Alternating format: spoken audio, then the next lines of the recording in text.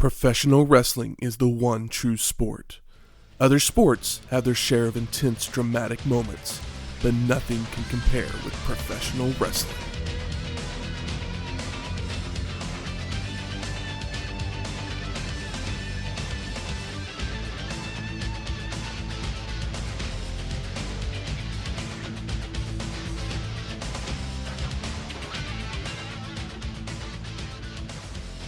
Welcome to Wrestling History X, where three friends come together to talk about the stories behind the matches. I'm Matt. I'm the producer that's all up in your video. And I'm Shaney Chaos. Welcome to episode 264, WCW Monday Night Nitro. Just when you thought it was safe to go back to your TV on Monday nights, here comes Nitro. Oh, and it's a doozy. Mm-hmm. Definitely is that. There's a reason, though. There's a reason we're watching it. There's always a reason. I mean, yeah. It's not always a good reason, but it's a reason. Yeah. I wasn't mad about this reason. But we probably could have just watched it for. Yes. So this is the 99th episode of Monday Night Nitro, produced by WCW. It took place on August 4th, 1997, from the Palace of Auburn Hills in Auburn Hills, Michigan, with an attendance of 17,616 and a rating of 4.4. Can I get a goddamn? Yeah, goddamn. That's a whole lot of Michiganians, or whatever they're called. Michigoons? Michigoons. There we go. And just for reference, WWF the same week was a 2.7. Huh. I might have to just go back and watch that show for fun, just to see how it holds up against Nitro outside of the ratings. I assume that since the NWO has started and become a phenomenon. Boring. I mean, yeah, but at the time it's still a phenomenon. Even though people constantly boo them, but They're supposed to. with go away heat, it feels like, or like it feels like they're sick of it. Going to if the NWO hasn't been after they've sold this many T-shirts, they can go to all their normal spots and probably draw more people just because of it. Yeah. And I assume that's part of the deal here. Plus, they get an extra hour show. Yeah, but we are in Michigan. Yep. So Shay, did you do what you do? I did what I do. I didn't do everything that I was going to do, and I realized it once I got here that I thought, let's just have like a somewhat of a meal with like a snack and hot food and something to wash it down with, and I forgot the something to wash it down with. So we'll save that for another time that we're in Michigan, because it's a Michigan original. Oh. But what I did do is hopped on the old Google machine and said, what the fuck do people in Michigan eat? And popular choices that came back, apparently they love their fudge. What's that? Somewhere in Time Island? Mackinac. Yeah, Or Mackinac. Mackinac. It's However either it is. Mackinac or Mackinac. One side of the bridge is what it's called. Apparently Mackinac are making some good fudge up there. It is very good. I've been staple. There. But yeah, I didn't think of it in time to have some shipped here, so I continued my search and found out that one of the really popular places up there is the Coney Islander. They love them some conies and some baklava, and I figured, what the hell? There's a Coney place in town here that I've never been to, and decided to give them a try. They're not a Coney Islander, they're just Coney Island, but they've been around since like 1924 or something like that. So I mean they're about as old as the one in Michigan, I'm guessing. But yeah, we got some conies, and then I looked at their menu and saw that they had baklava as well. So I was like, perfect, 2 birds, 1 stone. I'll leave the other thing unmentioned, but I had the conies dressed fully with chili, cheese, onions, mustard, and then I hit them with a little sprinkle of cayenne on top before they wrapped them up. I've been to the one downtown Oklahoma City before. They did theirs similar to like what I'm used to in Tulsa, where they put it on the little styrofoam tray with the little styrofoam tray on top, wrap a rubber band around it. These ones, they individually wrap them in foil. They used the right dog, though. Yep. Did they? Yeah, it's the. What do we got? It's like a hot wing dog almost. Yeah, it's like the real red like Schwab's thin guys. Ooh, red dogs. Yeah. Sweet. I think it's Schwab's. I don't know. Well, let's look here. I mean, it's not going to make any noise. I'm going to take a bite anyways. If it makes a noise, it will be gross. Uh-huh. Oh, yeah. Yeah, there's tons of flavor in all of it. Yeah, hot dogs are one of those things that, like, I don't ever... Like, people... I'm not alone in this. People aren't stoked to go to a restaurant and buy hot dogs because they're not they're looked down on as a food, even though everybody likes hot dogs. Yeah, it's for the one of most those, part. But it's one of those things like that's a backyard. you don't want to be seen going out for hot dogs. I'm lazy, so I'm going to throw these dogs. Yeah. Unless you're at a baseball game. Yeah. Well, like nobody's making chili dogs at home, so like that's why the. I mean, I do when like, I'm lazy and I don't want to do anything else. Yeah, see, I'll do the hot dog without that. I have a special hot dog. Oh, recipe. yeah. You do have the special hot dog. You make hot dog. Well, I don't make the hot dog, but I have my own signature hot dog that no one has ever said they don't like. Okay. I have you tried the new craze with taking a corn dog and turning that into a chili dog? Splitting it open, topping it with some chili and cheese and onions, and I've not heard of this craze. Sounds great. yes, But it does sound pretty good. It's pretty damn delicious. I'm not a big hot dog fan, but I get cravings for conies every now and then. When we had Mutts in town, I used to swing by there and get it was a Liberty dog or something like that with the sauerkraut, mustard, and onions. That is the one time that when Mutts was in business, that is the one time that I would go out of my way to go get a hot dog. Yeah. Yeah, I went there a few times. There was also a place, I can't remember what it was called. It was kind of down there, like right outside of the Plaza District. It had a patio, but it was a hot dog place. But they would have they were like foot-long crazy hot dogs. And it was like a bar place that had big crazy hot dogs, and their patio was like dog-friendly. That was kind of the thing. I can't remember what it was called, but it was pretty good too. When we get closer to 4th of July, as far as a recording date goes, I will supply my dog. So I'll let you know when we get there. Is it a Fairberry hot dog? No. It's just any kind of hot dog. It's the toppings. It's all in the toppings. It's all on the top. Yeah, like Chicago dog, I got it beat, so and the we world got- doesn't even know. We got a temple dog. Yeah, it's called a cottage dog. That's a tease. Well, I also have this baklava here, so whoops. All I don't know if I've ever had bad baklava, but This one looks sometimes it's just very phyllo-y and incredible. flaky. This one will make some noise. Let's give her a shot. Oh, yeah. Glorious. Nice and crispy. Yum. And dropping little pieces of phyllo all over the place. Yeah, maybe one of the messiest desserts. Mm-hmm. No, I've always, since I was a kid, been a fan of baklava. My niece's dad used to make it all the time. Damn. And then taught her the recipe, so she makes it for different family events too. They use the rose water. I've never made it myself. I just eat it. Yeah, I mean, there's probably plenty I'm of different guessing variations. so. I think they use. The rose water. I you say can they use normally- pistachios in theirs too. normally taste, but this one kind of tastes like it's just covered in syrup. Or honey, yeah. Yeah. But yeah, Coney Island, Southwest 25th here in Oklahoma City. Swing by. Give them a try. This baklava is really good. Mm-hmm. Well, something that would happen right around the same time as this Nitro, Uh-oh.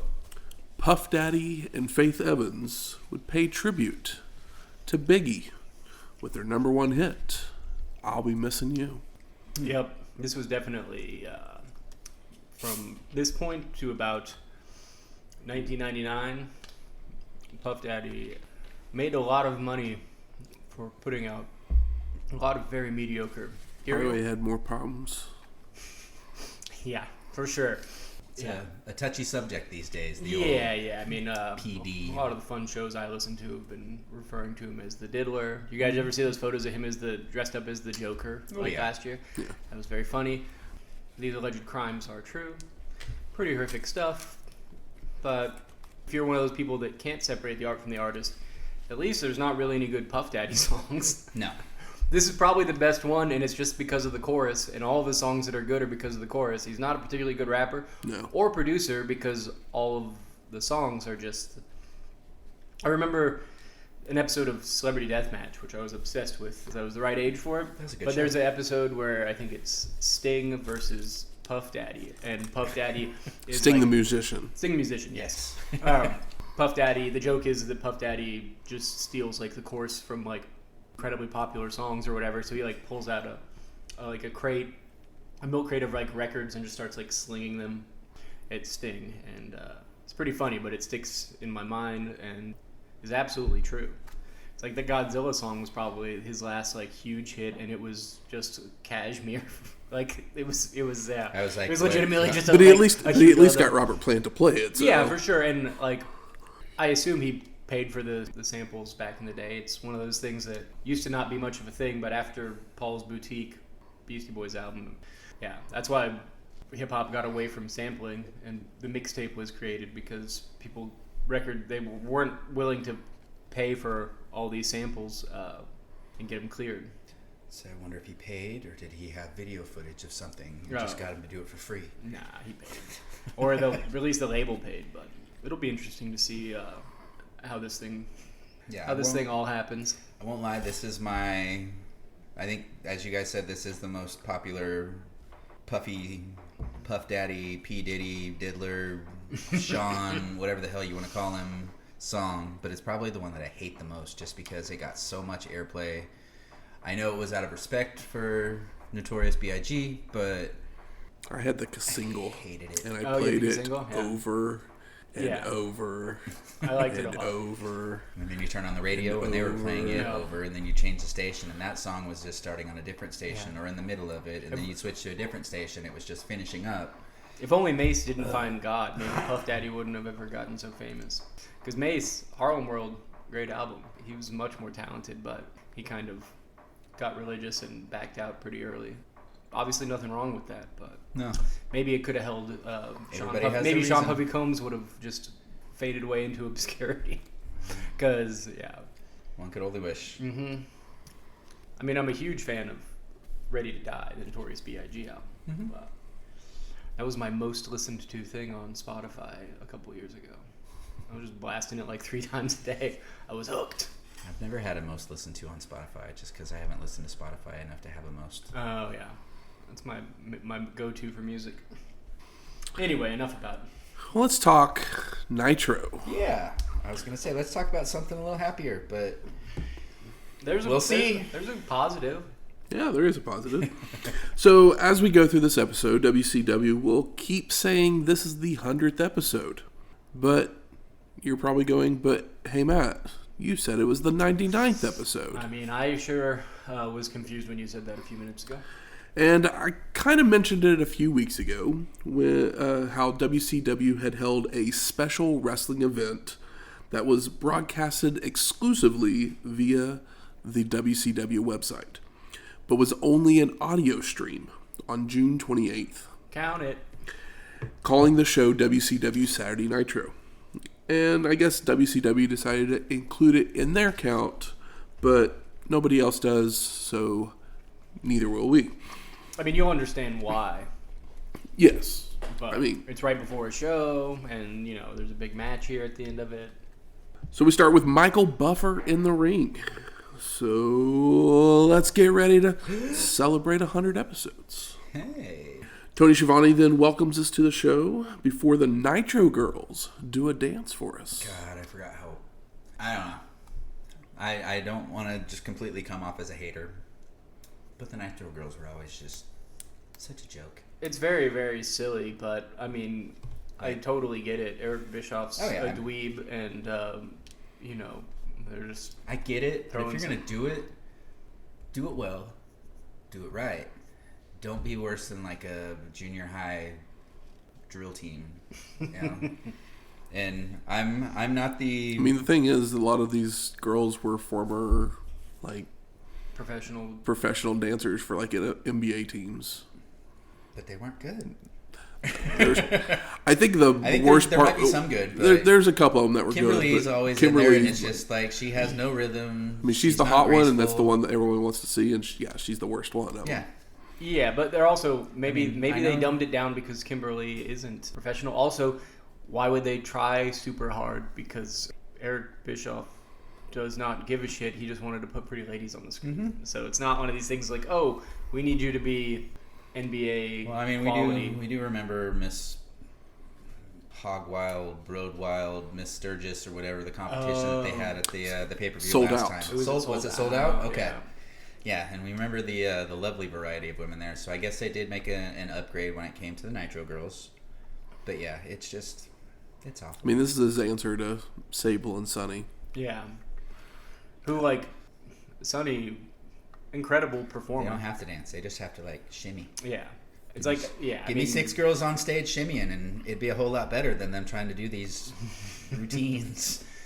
But like, Sonny was an incredible talent for what she did. She just also happened to be incredible looking, whereas Sable is just a face and some And an ego. tits.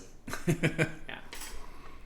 Tony then lets us know he will be joined by Mike Tenay and Larry Zbyszko for the first hour, while the NWO theme begins to play. Hollywood Hogan and Eric Bischoff strut down to the ring, while Tenay says the Steiners have a bombshell for the NWO. And Shivani also lets us know that J.J. Dillon will have an offer for Sting. And Bischoff takes the mic to say that Lex Luger is as dumb as a brick. While Hogan says that when you mess with him, you mess with the whole NWO, and you better be ready to pay your dues. Hollywood continues that he had everybody ready to watch Road Wild, where Luger was going to be the lamb he was going to slaughter. But somehow WCW finagled the paperwork to force a world title match tonight. So Lex better be ready for Hogan to drag him through the mud and prove that he is a god that made wrestling. And Hogan says that after he wipes the mat with Luger, Scott Hall is going to get that title match at Road Wild. And I'm like, that would have been interesting. Yeah. Would we have seen the finger poke of doom 2 years earlier? I mean, yeah, it's one of those things where it's like, I feel like they're just telegraphing. It's like, it's the beginning of the show. You don't have to say the Scott Hall thing. No. We then go back to the commentators who say that Hollywood and his attorneys had attempted to get the match canceled, but they were unsuccessful. So, you know what the main event is now. Yep. Let's see what it takes to get there. As we go to our first match, Mortis with James Vandenburg versus Curt Hennig. Hey, Mortis is having a match with somebody that's not Sub-Zero. Yes. I mean, I was gonna say Glacier. there. I mean, Ernest the cat. Yeah. Sergeant. Well, at least it's somebody else. Sergeant, somebody, there. Craig Pittman? Pittman, there we go. This is a pro Pittman podcast. Yes. So it's a feeling out process to start until a drop kick from Curt, but Mortis comes right back with a kick after Vandenburg distracts Hennig, only for Curt to deliver a shot to the gut and a running knee lift that sends Mortis crashing out to the floor. Hennig follows out where Vandenburg looks to interfere, but he gets drilled, allowing Mortis to again use the distraction to his advantage. Now back in the ring, Mortis with a turnbuckle smash, scoop slam, and an attempted elbow drop, only for Curt to avoid and fire up with chops, a snapmare, and a neck snap. Hennig's whip is reversed with Mortis catching and hitting Curt with an inverted atomic drop, following up with a spinning heel kick for a 2 count, as the announcers talk about how it's been a year since Sting has talked. What a job. Mortis then goes for a powerbomb, but Hennig counters it into a double leg takedown, crushing the shin with a knee drop before nailing the Hennig plex for the pin and the win. It's a bummer they can't say what it is. Yeah, and like the Hennig Plex just doesn't have the same ring to it. The Nope. awesome plex, the pristine plex. There you go. So at least it sounds better. It's not as good as perfect plex, but it means the same thing. Wait, It's a synonym. I wish they could have called it like the almost perfect Plex. Yeah. I mean, obviously, we're all happy to see Curt. Yes. So we go to commercial, but we come back to a video retrospective of the last year of Sting's life, where we see highlights of Surfer Sting making his speech before re-emerging as Crow Sting, hanging out in balconies and rappelling down to the ring while using his bat. I mean, great package. It makes me just miss Surfer Sting. Mm-hmm. But that's just because I want to see Sting wrestle. Obviously, he's cool and over as hell doing nothing. And because of that, he probably had a much longer career. So we go to our second match. Hector Guerrero and Chavo Guerrero Jr. Ooh, Chavo. Versus Jeff Jarrett and Dean Malenko with Queen Debra. I love Dean Malenko so much. Yep. And we haven't seen Hector since Return of the Funker, episode 145. Obviously an ECW show. Yep. And Chavo and Dino start us off, going back and forth, when Malenko goes for a tilt-a-whirl, only for Junior to counter with a head scissors takedown and a dropkick. And Double J and Hector both tag in, working mat holds momentarily until Guerrero misses an elbow drop, allowing Jarrett to slug away, only for Hector to come back with hip tosses and a dropkick. Guerrero turns his back to jaw with Dean, so Double J takes advantage to attack from behind, delivering a snap suplex and stomps, before bringing Malenko in for a body slam that gets a 2 count. Jarrett returns with a running straddle of Hector, Dean with a drop kick for a near fall. Double J's comes back in only to telegraph a back body drop, so Guerrero nails a sunset flip and a backslide pin for a 2 count. And Jarrett recovers to drop Hector with a shin breaker, and he sets up for the figure 4, when Chavo would jump in the ring with a drop kick. Malenko gets tagged and he goes to slam Hector, only for Guerrero to counter it into a roll-up for a near fall, followed by chops and a back elbow, before going for a victory roll, but Dean reverses into an electric chair drop.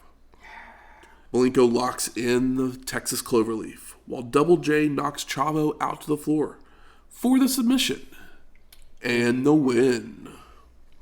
Post-match, Jarrett struts, with Dean just staring at him as we go to commercial. Dean has no time for this. Son of a bitch. We come back to Mean Gene at ringside, trying to speak to Raven, when Stevie Richards sneaks up behind Okerlund with a piece of paper, saying that they ran into a snag with Raven's WCW contract. Stevie says he was at CNN Center for the past 2 weeks working on that contract, and it has been renegotiated to make sure Raven can follow the trail that he has blazed here in WCW. And Richards hands the contract to Raven, who leafs through it, but gets up and spits in Stevie's face before shoving him down. Ooh. Raven tosses the contract to the floor and tries to punch Richards, but Stevie blocks, saying he won't be abused anymore. So Raven just smiles, turns, and leaves. Tony then says that WCW wants you, Me? to be part of the excitement of a Nitro party. Send videos, cards, or letters of ideas for a Nitro party. Each week they will select one to win a Nitro party pack of games, merch, wrestler recipes, What? and a Nitro party planner.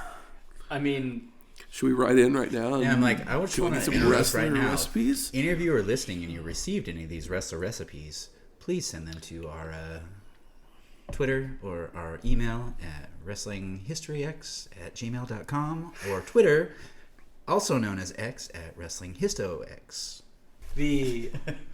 it's so funny that WCW was the cool one at one point, because everything they do that they think is cool is corny as fuck.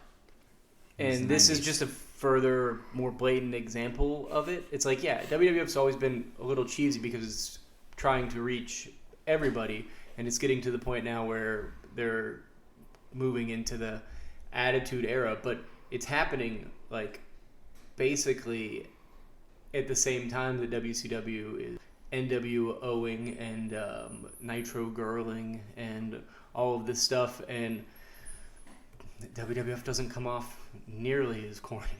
Like, Nitro Party is cornier than the Godwins, who are less corny now. We just watched them recently, and they have a slight new coat of paint on them to be just like big southern ass kickers instead of, comedy hillbillies or whatever. Yep. They took all the corn from their matches and just put it in that slot bucket that they pour over the top of people's heads. Exactly.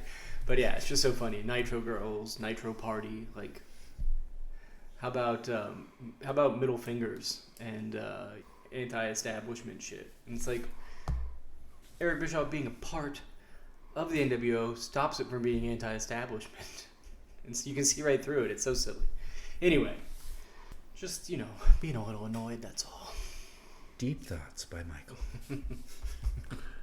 We go to our third match. Lenny Lane, Scott D'Amore, and Joey Maggs versus Giant. Damn it, I should have went with Lenny Shane for my name. Is this the same Scott D'Amore? Yeah. Okay. Because I was like, none of these guys really look like him, but a few pounds ago. Yes. 10 years. Scott D'Amore is better known as the Former. most recent booker of TNA, as he's unfortunately been let go for... Nobody really knows exactly. For being good at his job? Yeah, basically. Yeah. The last time we saw Maggs was at World War III 95, episode 173. I assume he was in the triple We Need Guys. Absolutely. You remember him in the match too. Yeah, Good. of course I do. No, it's just deductive reasoning. I'm a bit of a sleuth. So all three men charge at the Giant as the bell rings, but he just swats them away. Giant with headbutts, shoves, knees, right hands, before whipping D'Amore and Maggs into Lane in a corner and following in with a corner splash.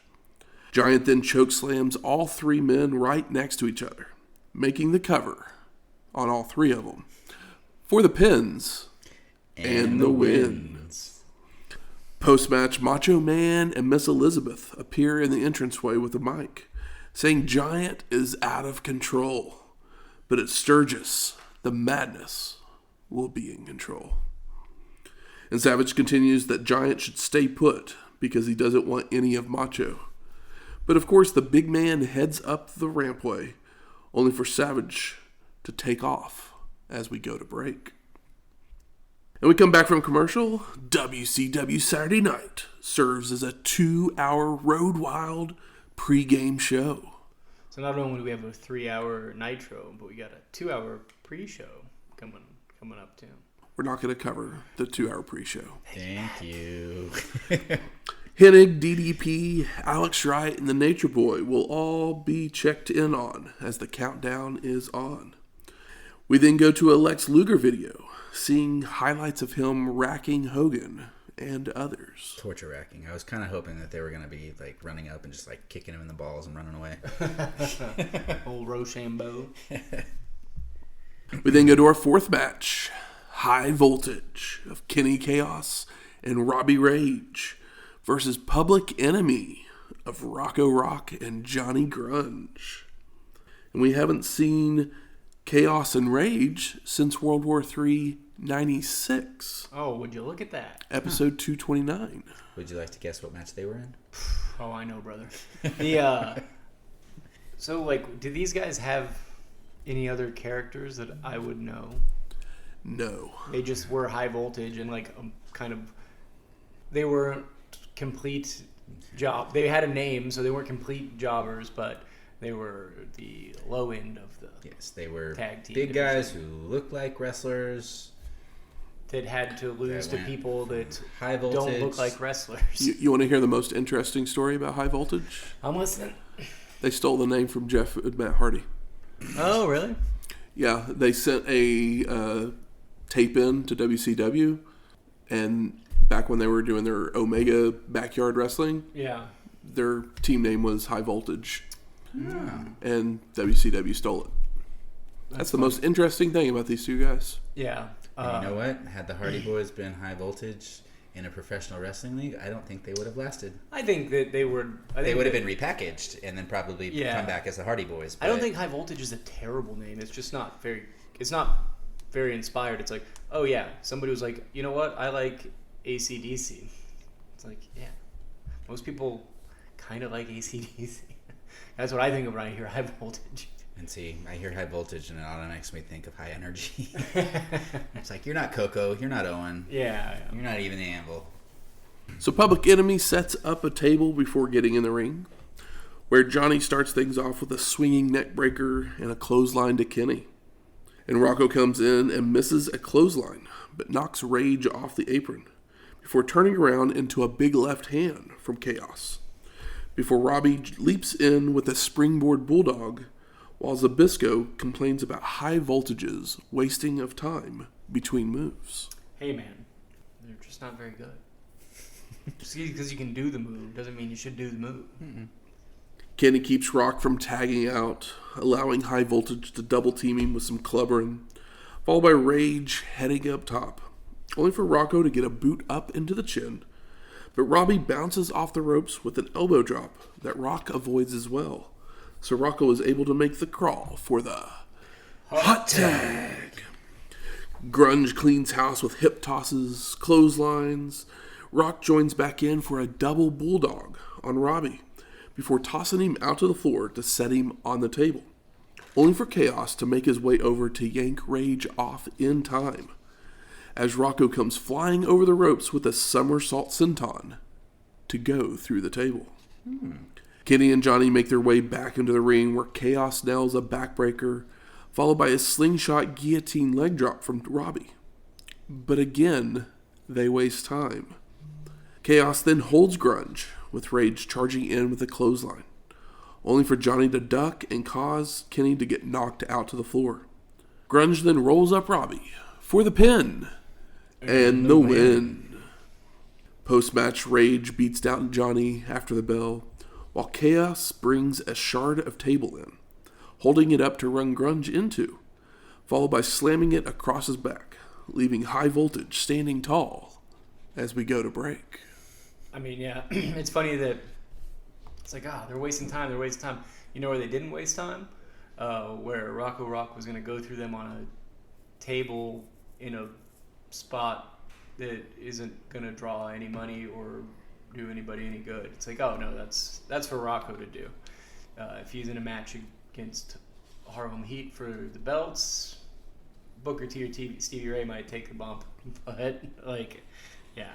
There was no reason for them to do that here. Mm-mm. We come back from commercial to the Nitro girls dancing on the ramp. Boo. When all of a sudden, Alex Wright's behind them, dancing as well. Kind of love Alex Wright. Yeah. Mean Gene comes over to get a word with the Cruiserweight champ, as he had won the week before on Nitro from Chris Jericho. And Okerlund asks about his rematch with Jericho this coming Saturday. But Alex starts speaking in German until Gene cuts him off, telling him to cut out the Wiener Schnitzel and speak English. And Wright says he speaks to the people that matter to him first. Then he speaks to those he doesn't care about, before telling Chris to watch tonight to see how he will be embarrassed again on Saturday, calling Jericho a kitty cat. So we get our fifth match, Alex Wright versus Scotty Riggs for the WCW Cruiserweight Championship. The champion came out first, guys. Foreshadowing. Also, the last time we saw Scotty was at Sold Out 97, episode 238. Real banger. And Wright jumps Riggs as he comes in the ring, landing uppercuts and a leg lariat before tossing him to the floor. And Alex continues the punishment with an apron double axe handle, more uppercuts, chops, and a snap suplex. But Scotty retaliates by reversing a whip into a guardrail, before rolling right in and following after with a top rope double axe handle.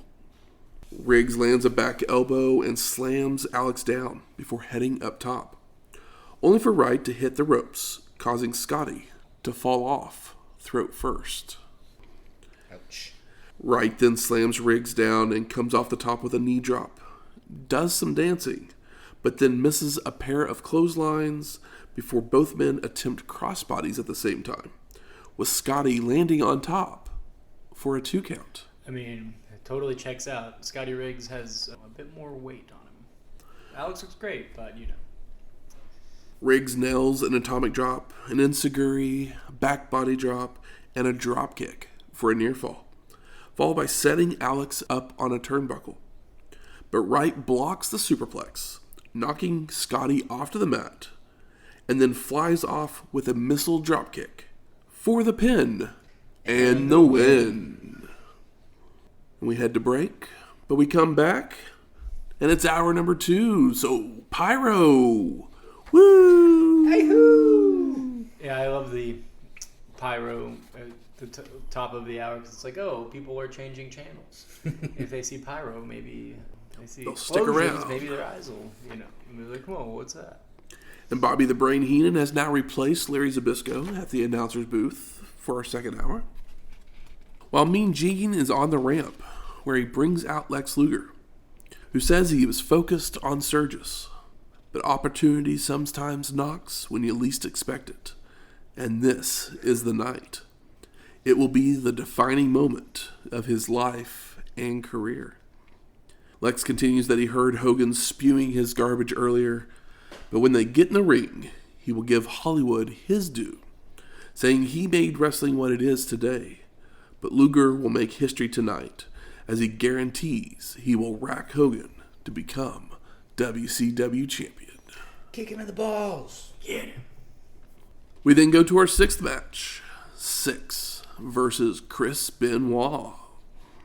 And we have a feeling that process to begin, when the Crippler hits a clothesline, only for the Kid to come back with a spin kick. Syxx goes for another kick, but Benoit catches it and takes down the Kid with a dragon screw leg whip, followed by a drop kick to send him out to the floor, before also flying through the ropes with a tope suicida. Now back in the ring, the Crippler goes to a turnbuckle, only for Syxx to kick him, knocking Benoit into a tree of woe, where the Kid delivers several kicks and a Bronco Buster. Syxx continues with multiple flash leg drops and a Michinoku driver, before heading to the top for a somersault leg drop, but the Crippler moves in time. I mean, somersault leg drop. There's no way it doesn't fucking hurt. Mm-hmm. Whether Chris Benoit is there or not, but it's like just taking that flat on your ass in the ring. It's not a good time. It looks great as a move. Yeah, and you can't technically perfect. I guess you can perfect landing, but your aim. Yeah. That's the part that always made me nervous, was where the hell is his leg gonna actually hit? Yeah, because if that heel catches somebody, there's no way to lighten the load. Mm-hmm. Both men struggle to their feet, where Benoit lays in some chops and a back body drop, followed by a snap suplex for a 2 count and a back suplex for a near fall. And the Crippler starts to argue with the ref, giving the Kid the opportunity to attack from behind, whipping Benoit to a corner and following in with another Bronco Buster, only for the Crippler to avoid, leaving Syxx crotched on the top rope. And Benoit climbs up for a super back suplex, when Jeff Jarrett would run in and attack the Crippler from behind, causing a disqualification. Post-match, Double J stomping away on Benoit, when Mongo would come running down to brawl with Jarrett as well, followed by Malenko running down to brawl with the Crippler. But Michael hits a clothesline and a Uranagi to send Double J bailing, while Benoit sends Dean out to the floor as we head to break. They're racking them up. At least we got Dean and To Benoit knock in the him ring down, together. To knock them down later. I mean, yeah, of course. That's all I really wanted. This show was just an hour-long match between Chris Benoit and Dean Malenko. It'd be great. Yeah. We come back to the Nitro girls dancing once again. That's right. Bend and snap. We go to our 7th match. Vincent versus Booker T with Stevie Ray. We haven't seen Vincent wrestle since Royal Rumble 94. Good Lord. Episode 110. And Vince attacks from behind to start, but Booker fights him off with a knee to the gut and an axe kick, before a leaping forearm sends Vincent bailing out to the floor. And Vincent decides he's had enough wrestling for 3 years, But Stevie clotheslines him and rolls him back in, allowing Booker T to drill Vince with the Harlem sidekick for the pin and the win. Post-match, Harlem Heat works Vincent over some more before tossing him out of the ring to celebrate. R.I.P. Virgil. Yeah.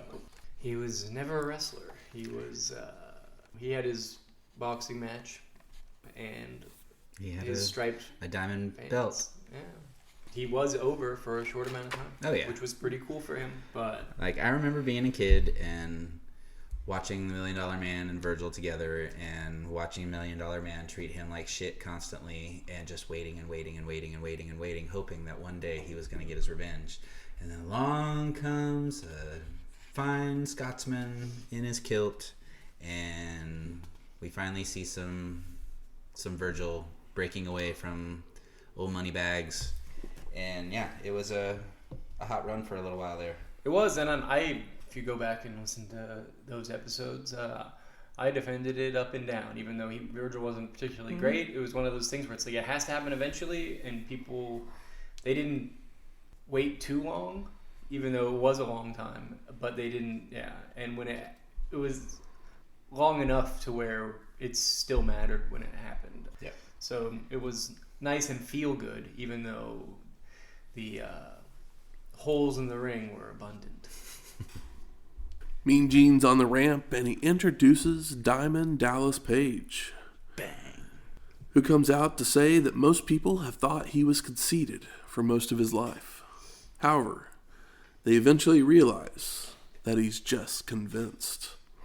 And DDP continues that he knew where he wanted to go and what he needed to do to get there, by busting his chops and giving 120%, before talking about his opponent tonight, Ric Flair. And Page says he respects the Nature Boy. They've never had an issue, as they both hate Hogan and Savage. But recently, Nate has been courting Curt Hennig, who DDP does have an issue with. And as far as Page is concerned, Hennig is a horseman. And if Curt thinks feeding Flair to Page will stop him from making it to Sturgis, I don't think so. I mean, I never quite realized that DDP was so over early in '97, but he stays over from now until the end of WCW. Mm-hmm. Mm-hmm. He kind of takes the spot that maybe Sting should have had more consistently early in his career, or the spot that Sting would have now if he was not a gothic mime at this point. But, who better to do it? Might as well be Diamond. Canyon. He said who better, and I went Canyon. Yeah. 5 comedy points.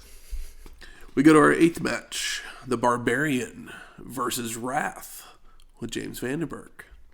And we haven't seen Barbie since Nitro, February 24th, 1997. Episode 244. I know, he looks different. Like he's grown up. Finally. Almost like he stopped working out so much. Mm-hmm. Yeah, he's got that dad bod. Yeah, he still looks like an ass kicker, obviously. Oh, yeah. But yeah, it's like, he's not, he doesn't look like a He-Man toy. Barbarian goes right after Wrath, clubbing him in a corner, but he misses a charge, allowing Wrath to put Barbie down with a clothesline and an elbow drop for a 2 count. Wrath continues with chops, kicks, clotheslines, and a back suplex, before heading up top for a flying clothesline. And Wrath goes for another suplex, only for Barbarian to block and reverse into one of his own, sending Wrath rolling out to regroup. But Barbie follows out to keep up the attack, sending Wrath into the still steps, before also ramming him back first into a ring post. Posted. Back in the ring, Barbarian's clubbering away, but he misses a big boot, only to nail a power slam.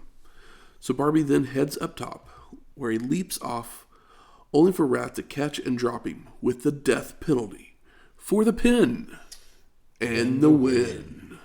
Boo. That's his move's name, is the death penalty? Yeah. It's a horrible name. Yeah. I mean, it'd be different if he had, like, a jury, a judge, something like that gimmick, but I don't know. I don't think it's Wrath the worst and name. death penalty just don't sound like have it be the 7 deadly sins or something like that. I don't know. I don't think it's that bad. It's whatever. It's like Wrath's not gonna. We all know Wrath doesn't fucking matter. The real sad thing is that at this point, neither does our buddy Barbie. No. But hey, he's been around for a long time. He only matters, like one match out of the year when they need somebody to challenge an occasional champion. Because, that was the last time I really remember him mattering. Yeah. It's not... I guess he had his little Faces of Fear feuds with Ming against different tag teams. But, before that, he was an opponent for Ron Simmons as champion in WCW. Yeah, and that was when he mattered for that month and a half. Yeah, he mattered in the mid to late 80s, mostly. Yes. Post-match, Wrath stands over the Barbarian when Ming would arrive, staring him down. So Vandenburg grabs his client, and they head to the back. Uh-oh. The more Ming, the better. We all agree. Mean Gene is then in the ring, welcoming the Steiners. And Rick and Scott make their way out, only to stop and look back at the entrance when Ted DiBiase would walk out. Here come the money. It's great that Ted DiBiase is getting away from the NWO because there was no need for him there. They head to the ring together with Okerlund wanting some answers because we haven't seen DiBiase since Super Brawl 7, episode 243.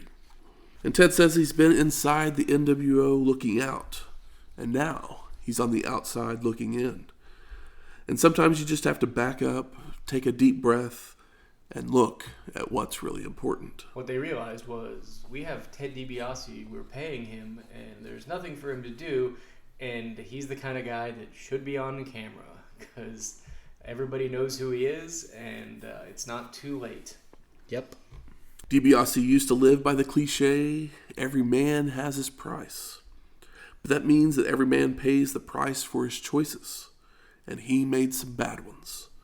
He has seen the error of his ways and knows he has to prove himself to everybody, which will start this Saturday in Sturgis, as they will take the heart out of the NWO by taking back the WCW Tag Team titles. Love to hear it.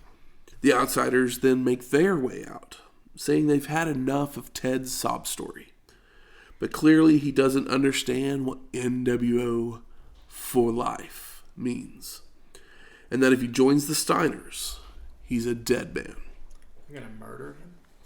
DiBiase says he knows more about the Outsiders than anybody.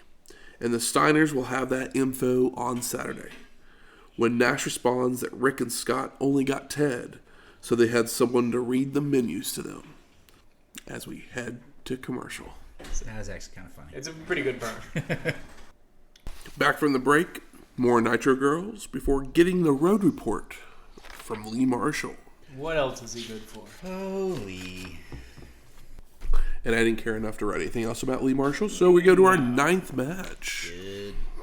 Psychosis with Sonny Onoo versus Konnan. And K-Dog is now a member of the NWO, Why? having joined a couple of weeks earlier. They're just pushing him right on through every little thing. I like Konnan, but... Because the originals have gotten a little old and boring, and I guess Buff is probably in Japan wrestling, so they need somebody to be here. I guess I've probably said the same thing before, but the NWO being heels, and then the WCW being kind of split between heels and faces, undercuts every single WCW heel. Mm-hmm. And it's fucking stupid. And it sucks. And it forces things like Konnan, who has no business being in the NWO, but was doing good heel work, to basically have to be in the NWO for him being a heel to matter. It's obnoxious and stupid, and a plan that is poorly put together by people who don't know what they're doing. So Konnan hammers away to start, before nailing a rolling clothesline and a basement dropkick. But Psychosis responds with a hip toss, back elbow, and a top rope spinning heel kick for a 2 count. Psychosis continues with a slingshot splash for a near fall, but K-Dog catches and plants Psychosis with a cradle DDT on a charge, allowing Konnan to lock on the Tequila Sunrise for the submission and the win. Glad we're doing Psychosis good here. Yeah. Post-match. The guy with the manager taking a loss that the manager had no involvement in. What the fuck? Post-match, Rey Mysterio Jr. hobbles his way to the ring on crutches to get in K-Dog's face, only for the crutches to be kicked away. And Konnan goes to pick one up when Mysterio smacks K-Dog over the back with the other before showing the whole world his knee is all better. Tricky little Rey. Yep, and it's not a terrible angle, but they're like hot-shotting the issue. It's like, okay, we'll do this quickly. Well, Konnan had hurt Mysterio. Yeah, but it's like, well, why did he have to do this with Psychosis? A guy that's like been pretty over and been doing pretty great work lately. Yeah, because could have probably taken anybody from this next match and done that. Yeah. Looking at you, Silver King and Damien. Yeah. So we go to our 10th match. Silver King and Damien versus Glacier and Ernest the Cat Miller. And the last time we saw Damien was as Galaxy on Nitro from February 24th, 1997, episode 244. He's not Damien 666. He is only Damien here. Yeah, but it's the same guy. Yeah. Oh, it is the same? Okay. Yeah, it's the same guy. He's built like a, tree trunk. See, I'm just trying to picture Galaxy. Yeah, I don't remember Galaxy. He wore a mask. Okay. That explains it. So remember the crab guy, though? Yeah. Okay, cool. King and the Cold One started us off with traded strikes, when Glacier would run the ropes, only for Damien to trip him up from the floor. But Silver King misses a senton, allowing the Cold One to work him over in a corner, before nailing a power slam for a 2 count. And the Cat is tagged in, only to be hit from behind by Damien, allowing King and Damien to double team him with a corner splash and an assisted dropkick. The Cat then avoids a double clothesline and delivers some kicks and a hip toss, before bringing in Glacier to hit a back body drop for a near fall, as Silver King breaks it up. And the Cold One takes out both men with a double clothesline, bringing Miller back in to nail more kicks, before slamming King and heading up top, while Glacier thrust kicks Silver King out of the ring. The Cold One then distracts Damien, allowing the Cat to leap off the ropes with a roundhouse kick for the pin and the win. So there was that. It happened. Eric Bischoff then makes his way to the ring, and he says he has some business to take care of, saying there are 3 people he has no love for. The Giant, Larry Zbyszko, and he never says a third name. Oh, Eric. Maybe it's Larry. Maybe it was the people. I don't know. There you go. That could be. Or maybe he's counting the Giant as 2 people. Maybe. Eric continues that everyone saw the total disregard for law and order that was demonstrated last week.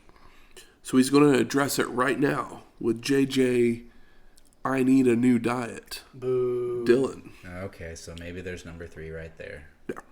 Bischoff says the reality is that the big idiot Giant chokeslammed him.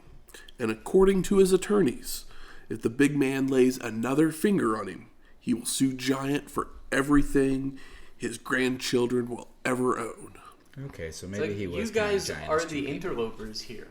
You don't work for the WCW or whatever. Like, the NWO is a separate thing. Mm-hmm. You're gonna bring lawyers into it. Logic. We all have like a built-in logic gap as wrestling fans for things where it's like, well, I get it, but this just doubles down and points out exactly what doesn't make sense about everything all the time. Let us not forget, Hulk Hogan tried to murder the Giant by pushing him off of a building. Yeah, and it was He didn't get sued. Yeah, still more believable than this conversationally. Now, as far as Zbyszko goes, Eric won't sue him.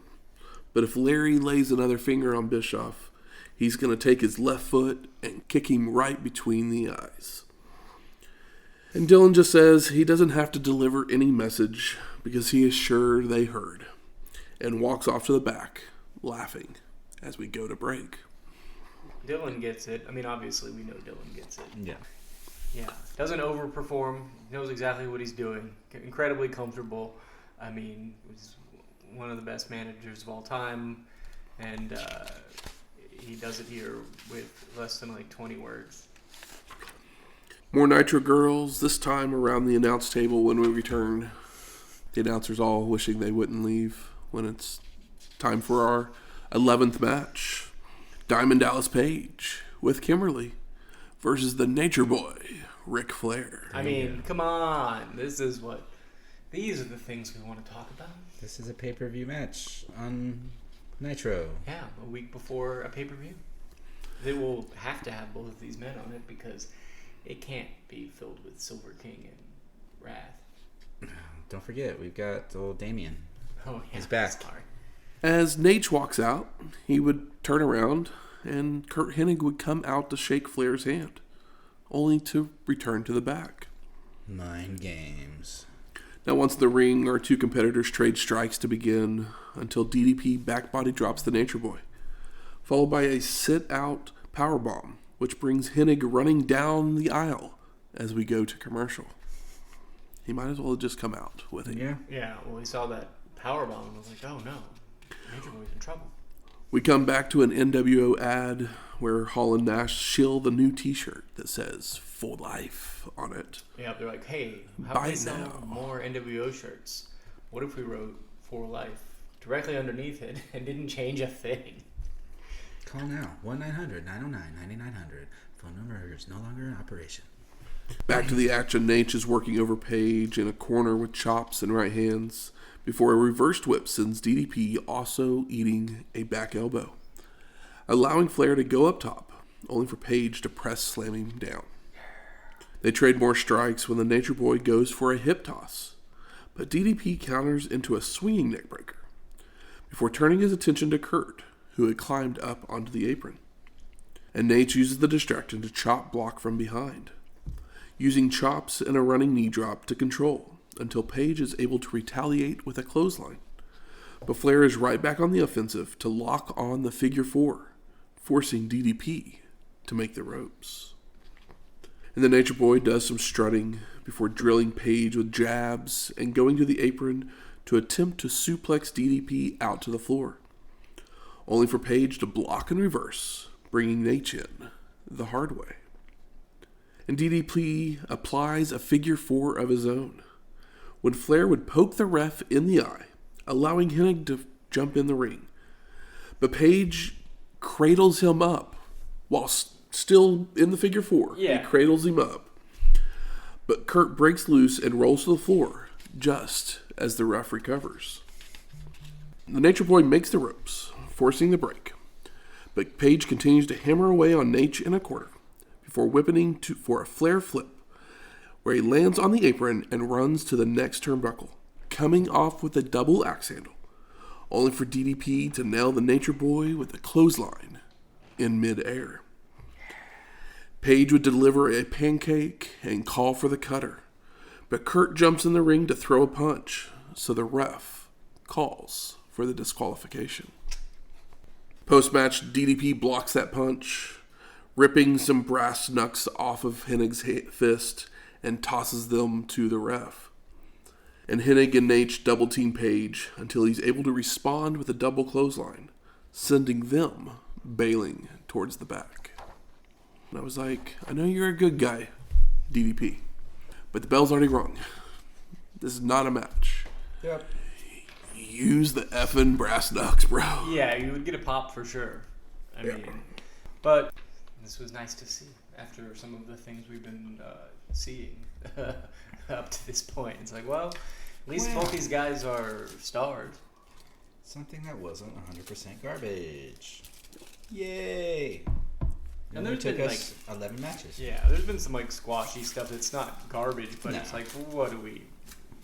There's no reason for this. Because we got to fill 3 hours. No reason for it to be 3 hours. And if you're going to get an extra hour, you got to do a little more with it. If you ever want people to tune in for your next extra hour, make this one worth it. So we go to our 12th match. Los Villanos of 4 and 5 versus Lizmart Jr. and Hector Garza. And this is where if I didn't have... It's like, no, please don't make me watch this. This is where I was at in this. It's like, this doesn't mean anything. Mm-hmm. And I've already watched a bunch of matches that don't mean anything, but this one means even less. Like, why is this match number 12? Yeah, I know. It's crazy. So number 4... This means less than Silver King and Damien because at least Glacier and Ernest are being used regularly. Doesn't mean that it's gonna be won't be a better match or whatever, but like as far as hell, meaning something at all. Those Villanos 4 and 5 are already stars. I don't even remember 1, 2, or 3. It's a long line. Don't worry, there'll be a 5 and a 6. Or I guess 5's here, a 6 and a 7. We're probably up to 12 at this point here in 2023. Number 4 puts Hector down with a clothesline to begin. Chops away in a corner, only for Garza to fire back with a clothesline, a springboard head scissors takedown, and a faceplant. And Lizmark's tagged in to hit a dropkick, sending 4 close enough to tag in 5. So Junior tries for another, only for Villano 5 to duck and take over with chops. After a whip, 5 is monkey flipped and arm dragged, before Lizmark also delivers a tilt-a-whirl backbreaker for a 2 count. Love to see it. And the Villanos team up to Hotshot Jr., followed by a leg drop for a near fall, as Garza breaks up the pin, allowing Lizmark to make it to the corner for a tag. And Hector goes for a corner splash, but 4 avoids, bringing his brother in to nail a double gutbuster and an apron guillotine leg drop that sees Garza fall out to the floor, where Villano 4 hits a baseball slide dropkick that sends Hector into a guardrail before ramming him head first into a ring post. Posted. Now back in the ring, Garza avoids a corner charge and bouncing out with clotheslines to both Villanos and making a tag. So Lizmark can come in with a dropkick that sends number 4 to the floor. And 5 starts to fire back when Hector flies in off the top with an arm drag and a dropkick to send Villano 5 out to the floor. Followed by Lizmark leaping over the top rope with a crossbody, a top 5. Now inside the ring, 4 and Garza continue, with Villano 4 being back body dropped over the ropes atop the other 2 competitors. Hector then heads up top and hits a corkscrew plancha onto everybody. And Junior and 5 get back in the ring for Lizmark to nail a pair of drop kicks and a tilt-a-whirl backbreaker. He goes for the cover, but the ref is distracted by Garza yelling about 4 coming into the ring. And Junior goes to calm him down, allowing the Villanos to switch places. So when Lizmark comes back over, number 4 cradles him up for the pin and the win.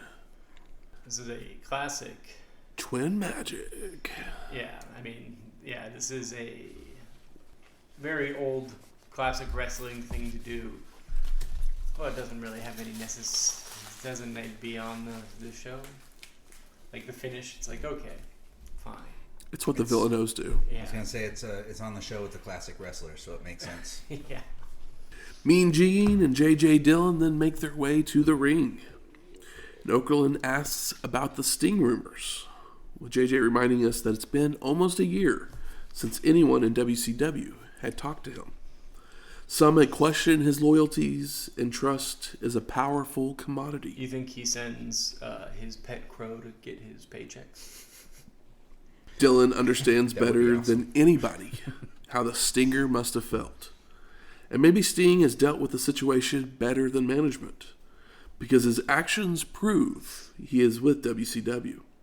However, the lines of communication are still down, but WCW desperately needs the Stinger. Get him, JJ. JJ says he's been here all day and has not seen Sting, but he's heard from reliable sources that he would be here. wishing the Stinger would come look him in the eye so they can talk things over. And Dylan continues that he has an opponent for Sting. He just needs him to come down and sign the contract. And the crowd begins to erupt as everybody looks to the rafters to see the Stinger rappelling down to the ring. And JJ tells Sting that they are past the point of apologies and he can't undo what happened before he was put in place. But he pledges to rebuild the trust before offering the Stinger a contract to face Curt Hennig. I mean, what a great first match in a year for Sting, and what a great way to bring Curt in a big way. I mean, he's been doing a little bit of stuff, but nothing of note ring-wise yet. Can you imagine 1990 Curt Hennig versus 1990 Sting? That'd be great. It would be good. That'd be an awesome match. You know, Sting could... Dream match! Yeah, Sting could definitely have followed Hennig's lead at that point in his career. Sting grabs the contract, but rips it in half.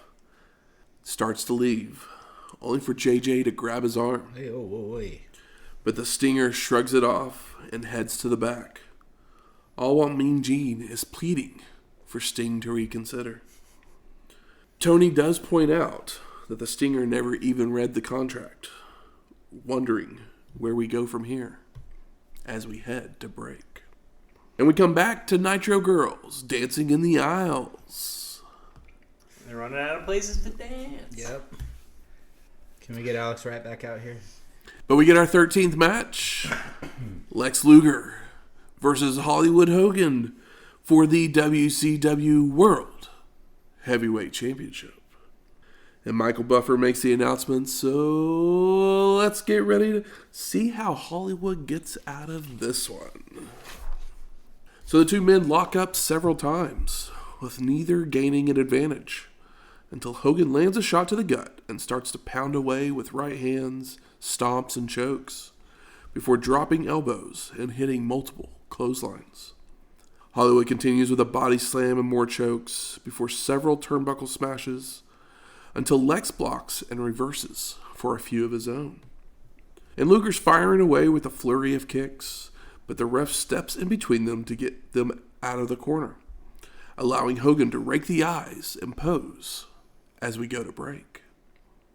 And we come back to Lex trapped in a bear hug, releasing it only to suplex Luger for a 2 count, followed by a back suplex for a near fall.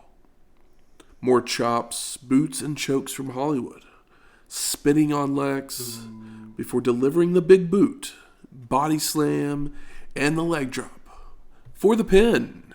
And no, Luger kicks out. Well, I knew it was going to be a 2 count because the body slam in between the big boot and the leg drop. Oh, that's right. He fucked up the flow. Hogan tries for a second leg drop, but only for Lex to roll out of the way and nail a running forearm. You're stealing that elbow. Scott Hall hits the ring, but Luger meets him with a clothesline. Get it. Nash begins to climb in, but Lex whips Hall into him, sending them both tumbling out to the floor. Macho Man heads up top, but Luger catches him with a right hand on his way down, before hitting another forearm to Hollywood and tossing Savage to the floor. We want Sting.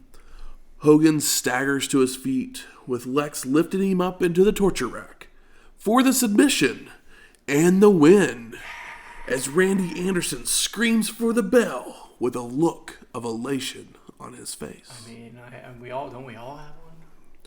And new! Thanks for joining us, Shane. Thank you. The crowd explodes as Luger drops Hollywood to the mat, while the WCW locker room empties into the ring to celebrate with Lex. Feels good. Mm-hmm. They make their way to the back with Luger holding the belt up high as our commentators recap this moment in Nitro history. And I keep waiting for Eric to walk out saying, wait, hold up. I mean, this telegraphed a lot for me, considering that we're going to Sturgis, but feels good right now. Mm-hmm. Tony then sends us backstage where more celebrating is happening, where champagne's flowing and the Giant is scrubbing the spray paint off the belt. I mean, this is wonderful post-match babyface champion win stuff. By the book. And it works. We then cut to Hollywood flipping out in another room, saying he will get the belt back at Sturgis, while Savage calls it a fluke. My God, or something. I can't remember what the hell he was saying, but... We go back to the commentators to congratulate Lex once again, followed by slow motion replay of Hogan submitting, before Shivani says his goodbyes, and we fade to black. So I ask you gentlemen, what are your overall thoughts of WCW Monday Night Nitro from August 4th, 1997? They could have set up everything that they set up on this show for the Sturgis show in a 2-hour Nitro and not lost anything. That being said, J.J. Dillon, Sting, Luger win, all very positive. Nice to see Curt Hennig here. DDP and Ric Flair was also a highlight, and with neither man losing, as neither of them should be taking a pin from one another, not on pay-per-view. But 60 minutes of this we did not need. I would have been happy with only 60 minutes of this. Yeah, you definitely agree. I mean, yeah, the truly important stuff we could have done in probably a cool 45. Mm-hmm. Yeah, there's... Oh, my God. There's so much more that I dislike about this show than I like about this show. But it has... You won't remember... I mean, we will, because we had to watch it. We had to watch it in this year of our Lord. Is it 2024? Yeah. Yes, we watched it 27 years later. Yeah, but at the moment, it's like you're stoked, and by the next week, all you remember is, the last match. But revisiting it now, it's just like, what was the point of all of that? Mm-hmm. Yeah, I think you mentioned every shining star moment that I can think of, with the exception of we got to see Alex Wright dance. Yeah. And he was fun. Yeah, he's been he's gotten quite a bit better since we first saw him a few years ago. The Steiners obviously getting a huge pop because they're in Michigan. Of course, the Steiners get a big pop. I didn't even think about that. Anywhere, but that was nice. It would have been cool.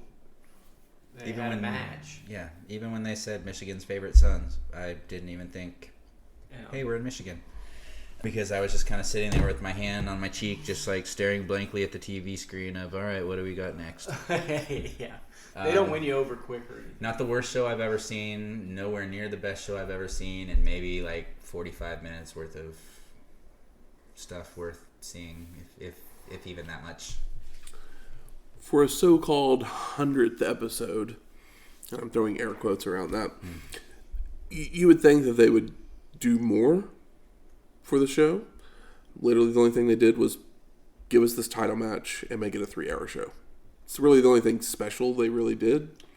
I mean, Dylan and Sting, but could have been on any that could have been on any show, though. Yeah, that could have been the pre-show. But it was meant for the big moment, and the big moment works. Absolutely. But it is the only thing that's worth watching on this show. Yeah. It's like, I would say that and the Dylan of it all. Well, that happens basically right before the last match, so you can scrub to there and let it play out for the 15 minutes, and you'll probably have a pretty good time. The bitter truth of it all is that I'm like, okay, I feel like I know what's going to happen now. And you'll have to show up next week to find out if I'm right or not. But it is that thing where it's like, oh, well, I know how this works. So the feel-good moment happens, and then I'm immediately a little bummed because I can't convince myself otherwise of what I'll be getting into shortly. Good. Where's the smart marks at? All right, fuck you. I think it's time we smark it up. So what are some of the best moments of this show? I really liked Alex Wright's promo. Of course, the J.J. Dillon, Curt Hennig of it all. But, I mean, the best moment is Lex Luger has fought off the NWO a bunch of times and still not been able to walk away with the gold. He does it here, and they do the perfect and classic baby faces to the ring, to the back. The extra cherry on top of the giant washing off the paint was nice. It's something that we don't see super often, and this, of course, win means something considering that the NWO have been holding this thing hostage for a year now. I mean, I feel like the last, we rarely see the full babyface locker come out anymore. I mean, we just saw it recently with WrestleMania, and didn't it feel good, guys? Isn't it nice? And yeah. I remember thinking in that moment of, oh wow, they still do this. Yeah. I was like, yeah. And then to watch this show and be like, yep, it always feels good. It might be corny or trite, but it doesn't not work. Like, I'm scrolling through the notes here trying to find what jumps out at me as the best moment, and I don't know if I have one for this show. Because, I mean, yeah, I know of the show the best moment would be Lex winning the belt, but I mean, it's literally the best moment of the show. Like, it's the only moment of this show. I know I'm doing the same exact thing. I'm just I didn't enjoy this show. I mean, Lex won, but I didn't even enjoy Lex winning. Because you had to go through all that first. Yeah.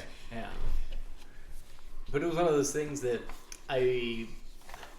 because I know what, like, ahead of time, like, it's like I know exactly why Hogan decided to lay down. So it doesn't feel as good as I want it to, but it still did feel good. Maybe it's because I just needed something to take away from this almost 3-hour show. Well, let's move to most disappointing, because I feel like we might have a few more things to say. The thing is like, most of the time when we're upset, I have more things to complain about. And here, I don't know if I even do. It's just like... I mean, I'm right there with you. Well, I'm disappointed then. I am disappointed, but it's one of those things that's like, there's nothing... No, I mean, I'm disappointed that you don't have anything to be disappointed about. No, like anything that's worth mentioning. It's even worth mentioning because it's like, it's like... It's just all blah.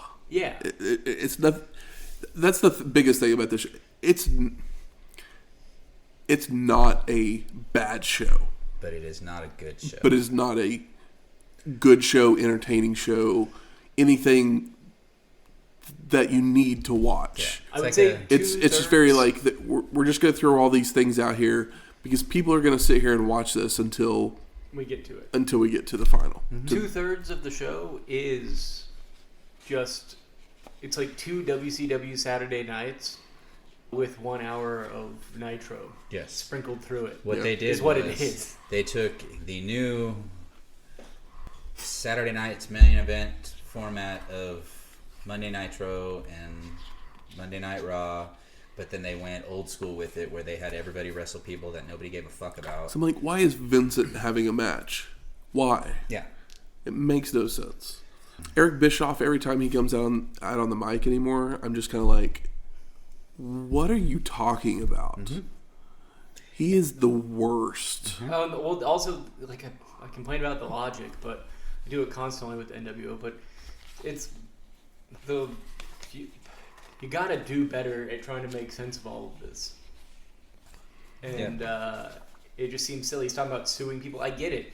You're the, like, chicken shit heel who thinks he's cool, but you don't have no legs to stand on in a court of law here at all, because you guys are a, like, gang, essentially.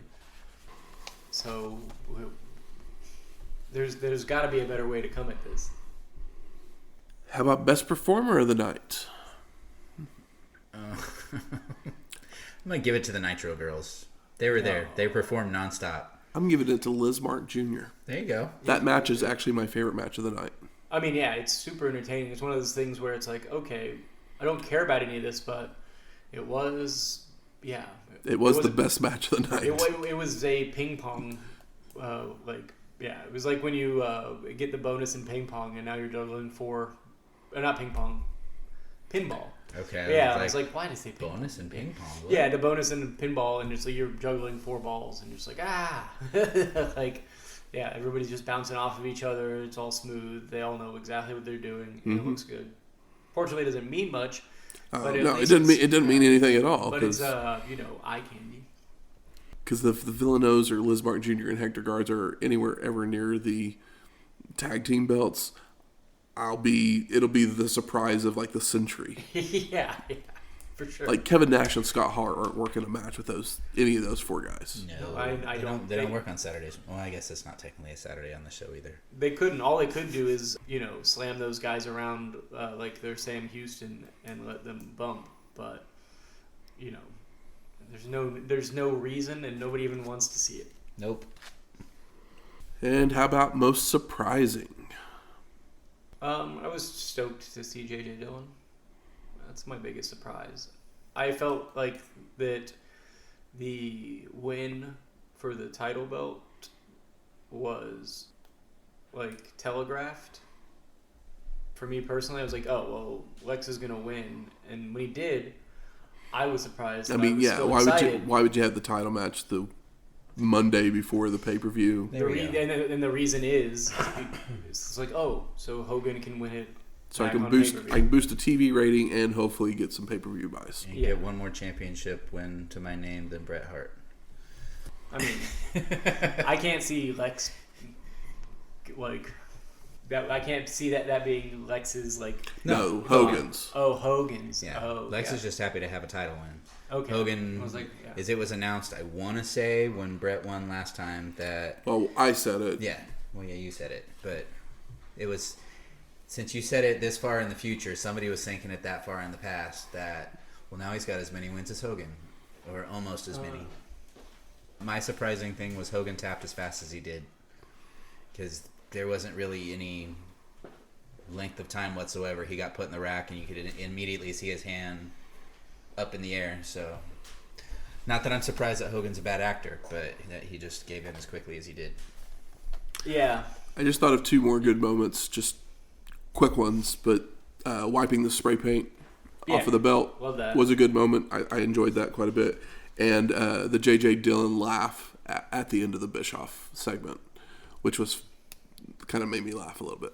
Yeah, just being like, yeah, you're a joke. Yeah, because he is. Yeah.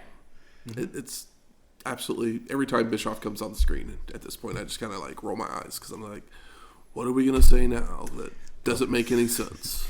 Welcome to 1997, because that's how I felt 99% of the time, or I'll even say 97% of the time.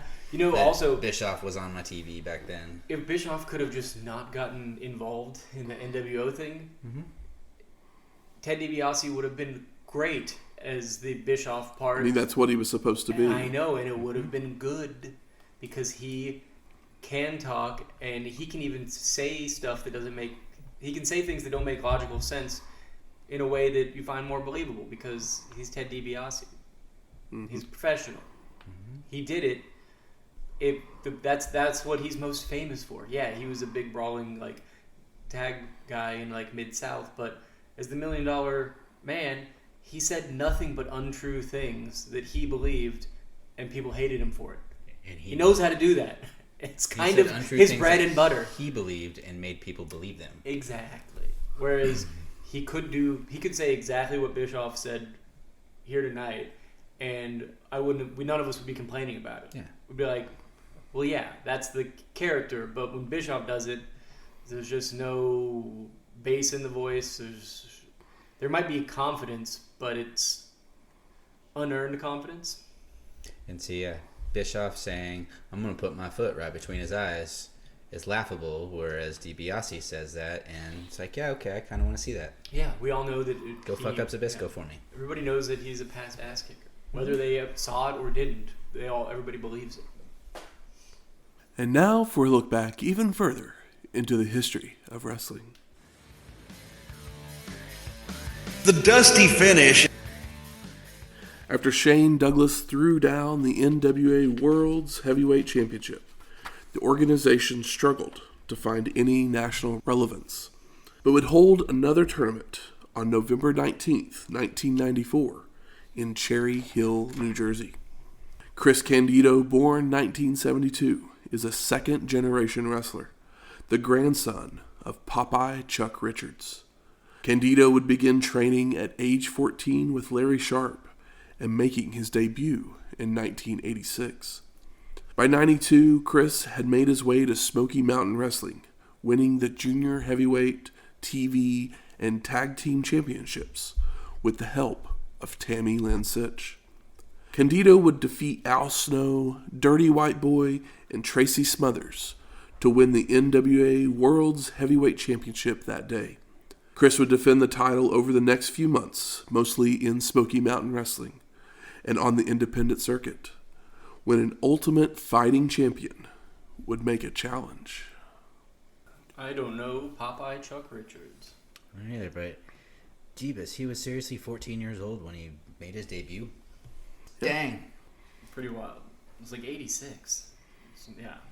Yeah, because, I mean, he made his debut, and then almost 10 years later, I think, was when he debuted in WWF. I mean, he's literally crazy. 26 years old right now in 1997. I mean, yeah. Pretty wild. Or 25 years old, I'm sorry. Just think of what we could have had such a sad story. No, most people don't start wrestling at 14. Bret Hart probably started at 14. And, yeah. He probably started locking up with his brothers in Jeff the Hardy womb. did. Yeah, absolutely. Those original But Jeff Hardy started in his high velocity. in his backyard. It's not the same as high voltage, not velocity. yeah, is being trained by Larry Sharp. Next week, Road Wild 1997. We're going to is it Black Hills? Sturgis. The Black Hills of South Dakota. Was the first one called Road Wild or was it called Hog Wild? It was called Hog Wild. Okay, cool. Just making sure. Yeah. Yeah, they got sued by That's right. I think Harley we discussed Davidson. that last time. Yeah. Music from this week's show is Firestorm. And Lex Luger won our main event, so we play his music, Slammer, by Derek Todd Sorensen. Pull out your pogs. If you like this episode or any of our other ones, please go out there, rate, review us on iTunes, Spotify, Google Play, or wherever you find your podcasts at. Do as Michael says. 5 stars or no stars. This wasn't a 5-star show, but we deserve it for watching the damn thing. That's right. We are. We watched it, so you don't have to unless you really want to. We even told you where to start. If you have any questions, comments, concerns, You got a Harley? You ever been to Sturgis? Rev up your motors, people, because we're headed to South Dakota. I mean, And I need some ideas of what the fuck people eat in South Dakota, because even though I grew up in Nebraska, I never went north enough to make it even across the state line into the South Dakota. I imagine Sturgis is Budweiser and hot dogs is what they're eating. Well, I brought a hot dog thing this time, Yeah. and I usually don't reheat it that quickly. No, I'm just saying, it's like, what were they eating in Sturgis? There wasn't beer. It's like, well, probably just hot dogs. I'm sure there was a grill every, 40 feet. This is pre-food trucks. but you can send any of those things to our email at WrestlingHistoryX@gmail.com or find us on X at WrestlingHistoX. That's Wrestling HISTOX. We'll talk to you next week. I miss you, Twitter. Laters.